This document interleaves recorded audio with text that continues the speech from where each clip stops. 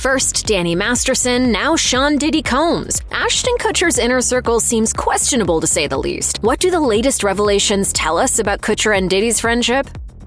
Combs' houses in Los Angeles and Miami were raided by Homeland Security in March 2024 in what was thought to be an ongoing investigation regarding sex trafficking. That was confirmed on September 16th when Diddy was arrested and charged with racketeering and trafficking. All the while, members of his inner circle, including Kutcher, have been noticeably tight-lipped. As one source told the Daily Mail, "There is no way in hell Ashton or Milo will be showing any sort of public support for Diddy right now. Regardless of Ashton's long history with him, he has distanced himself from Diddy since Cassie's lawsuit, and even more so in the wake of the new ones. He's expecting a subpoena as they've been good friends for 20 years. Kutcher and Mila Kunis had previously apologized for writing a letter to the courts defending Danny Masterson's character prior to his sentencing for sexual assault. The letters were not written to question the legitimacy of the judicial system or the validity of the jury's ruling. In the same video, Kutcher addressed their decision to support Masterson, insisting that the letters had been for only the judge to read, and claiming he had never intended to re-traumatize the victims. In 2009, Ashton Kutcher and his then-wife, Demi Moore, co-founded the charity Thorn in an effort to stop child trafficking. I've been on FBI raids where I've seen things that no person should ever see. They had apparently decided to do this after watching a documentary on Dateline. Speaking to W Magazine, Kutcher said, "Those Cambodian kids were 7, 8, 9 years old. I started asking around and people said to me, 'Oh no, it's happening right here in Los Angeles.'" At the time, Kutcher was the board chairman, but he made the decision to resign after the Danny Masterson debacle. In a statement posted on the organization's website, Kutcher wrote, "After my wife and I spent several days of listening, personal reflection, learning, and conversations with survivors and the employees and leadership at Thorn, I have determined the responsible thing for me to do is resign as chairman of the board effective immediately. I cannot allow my error in judgment to distract from our efforts and the children we serve."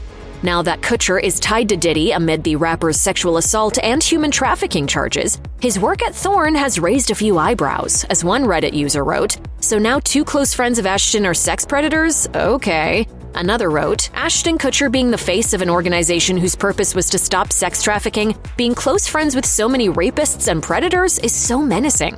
It's no wonder Kutcher is keeping his head down when it comes to Diddy these days." Diddy gained a reputation for his star-studded white party hosted annually in the Hamptons, and in 2009, his BFF Ashton Kutcher appeared as co-host. While these gatherings don't take place anymore, it's probably fair to assume that Kutcher wishes he had passed on the invitation. The goings-on at Diddy's parties must have been pretty debaucherous, as Kutcher couldn't even divulge what transpired during his appearance on Hot Ones. When asked about the rapper's get-togethers, Kutcher replied, "Wow, okay, I've got a lot. I can't tell. I can't tell that one either." One of Diddy's parties took a dark turn in 2022 when his son Christian Combs allegedly sexually assaulted a staff member of the yacht that the rapper had chartered. Grace O'Markey claimed that Christian forced her to drink alcohol that she suspected was laced with drugs before being groped and pressured to perform sexual acts. Luckily, she managed to escape the ordeal.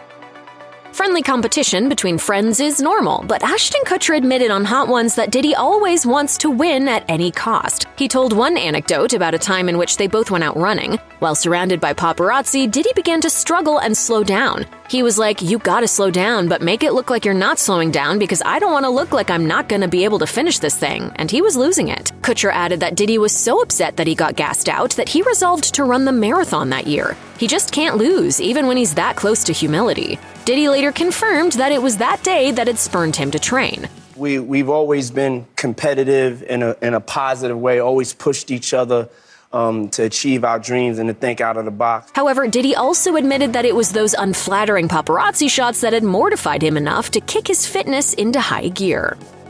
When Ashton Kutcher made the Time 100 list in 2010, Diddy told the publication about their partying heyday, saying, "For a while, with Jamie Foxx, we were a rat pack, hanging out, going to clubs. I remember one night he was with Demi, maybe for the first time, and a couple of weeks later he called to tell me he was in love. Like me, he's a mogul, a new media mogul, but we are yin and yang. I am in your face, but he is understated, cool, suave. That wasn't the only apparent difference between Diddy and Kutcher. In an interview with the Daily Herald, Kutcher revealed, "Our friendship has helped me become aware of the fact that people are becoming comfortable with something that's still very uncomfortable." Kutcher said that people would wonder why he and Diddy were friends since their backgrounds were so different. He explained, "But it wasn't that he was a hip-hop mogul and I was a farm kid. It was because he was black and I was white. It was that simple. If he was a white hip-hop artist from New York, nobody would have noticed." Despite having an unconventional friendship, the two have remained close over the years, but whether their friendship survives Diddy's legal battle is another question entirely.